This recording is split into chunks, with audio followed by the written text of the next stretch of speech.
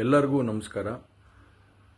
ಮೊದಲನೇದಾಗಿ ನನ್ನ ತಂದೆ ತಾಯಿಗೆ, ತಾತಂಗೆ ಹಾಗೂ ನನ್ನ ಕುಮಾರನಿಗೆ ಮತ್ತು ನಾಡಿನ ಜನತೆಗೆ ಹಾಗೂ ಎಲ್ಲ ನನ್ನ ಕಾರ್ಯಕರ್ತರಿಗೆ ಕ್ಷಮಾಪಣೆ ಕೇಳ್ತಾ, ನಾನು ಫಾರಿನಲ್ಲಿ ಎಲ್ಲಿದ್ದೀನಿ ಅಂತ ಸರಿಯಾಗಿ ಮಾಹಿತಿ ಕೊಡದೇ ಇರೋದಕ್ಕೆ ಇವತ್ತು ಮಾಹಿತಿ ಕೊಡೋದಕ್ಕೆ ಬಂದಿದ್ದೀನಿ. ಏನು 26ನೇ ತಾರೀಕು ಚುನಾವಣೆ ನಡೀತು. 26ನೇ ತಾರೀಕು ಚುನಾವಣೆ ನಡೆದಂಥ ಸಂದರ್ಭದಲ್ಲಿ ಅವತ್ತು ನನ್ನ ಮೇಲೆ ಯಾವುದೇ ರೀತಿ ಒಂದು ಪ್ರಕರಣ ಆಗಲಿ, ಯಾವುದೇ ಒಂದು ಕೇಸ್ ಆಗಲಿ ಏನೂ ಇರಲಿಲ್ಲ. SITನೂ ಕೂಡ ರಚನೆ ಆಗಿರಲಿಲ್ಲ. ಈ 26ನೇ ತಾರೀಕು ನಾನು ಫಾರಿನ್ಗೆ ಹೋಗೋದು ಕೂಡ ಇದು ಮುಂಚೆನೇ ಪ್ರೀ ಪ್ಲಾನ್ ಆಗಿತ್ತು.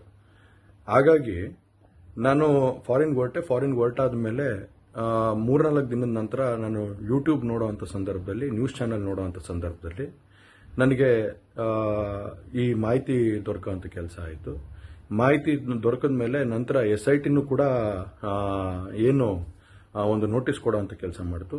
ಆ SIT ನೋಟಿಸ್ಗೂ ಕೂಡ ನಾನು ಎಕ್ಸ್ ಖಾತೆ ಮುಖಾಂತರ ಮತ್ತು ನನ್ನ ಲಾಯರ್ ಮುಖಾಂತರ ನಾನು 7 ದಿನ ಸಮಯ ಅವಕಾಶ ಕೇಳಿದ್ದೆ.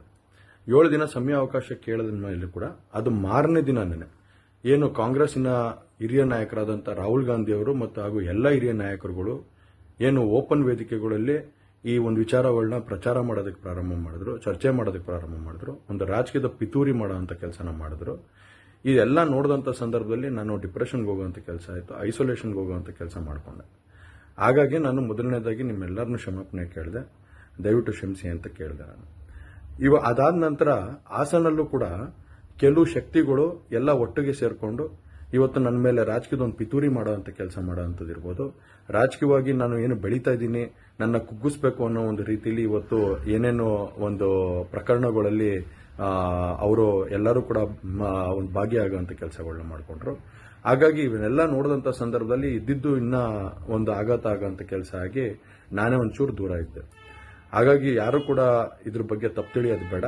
ನಾನೇ ಖುದ್ದಾಗಿ ಶುಕ್ರವಾರ ಏನು 31ನೇ ತಾರೀಕು 10 ಗಂಟೆಗೆ SIT ಮುಖಾಂತರ SIT ಮುಂದೆ ಬಂದು ನಾನು ಸಂಪೂರ್ಣ ಈ ಇನ್ವೆಸ್ಟಿಗೇಷನ್ಗೆ ಸಹಕಾರ ಕೊಡೋ ಮುಖಾಂತರ ನಾನು ಇದಕ್ಕೆ ಸರಿಯಾದ ರೀತಿಯಲ್ಲಿ ಉತ್ತರ ಕೊಡೋಂಥ ಕೆಲಸನ ಮಾಡ್ತೀನಿ. ಹಾಗೆ ನ್ಯಾಯಾಲಯದ ಮೇಲೆ ನನಗೆ ನಂಬಿಕೆ ಇದೆ. ಖಂಡಿತವಾಗ್ಲೂ ಕೂಡ ನಾನು ಈ ಒಂದು ಏನು ಸುಳ್ಳಿನ ಪ್ರಕರಣಗಳಿದಾವೆ, ಈ ಸುಳ್ಳು ಪ್ರಕರಣದಿಂದ ಆಚೆ ಬರೋಂಥ ಕೆಲಸನ ನ್ಯಾಯಾಲಯದ ಮುಖಾಂತರನೇ ಮಾಡ್ಕೋತೀನಿ ಅನ್ನೋ ಒಂದು ನಂಬಿಕೆ ನನ್ನಲ್ಲಿ ಏನಿದೆ. ಹಾಗೂ ದೇವರ ಆಶೀರ್ವಾದ ಮತ್ತು ಜನರ ಆಶೀರ್ವಾದ, ನನ್ನ ಕುಟುಂಬದ ಆಶೀರ್ವಾದ ನನ್ನ ಮೇಲೆ ಇರಲಿ. ಖಂಡಿತವಾಗ್ಲೂ ನಾನು ಈ 31ನೇ ತಾರೀಕು ಶುಕ್ರವಾರ ನಾನು SIT ಮುಂದೆ ಬರ್ತೀನಿ.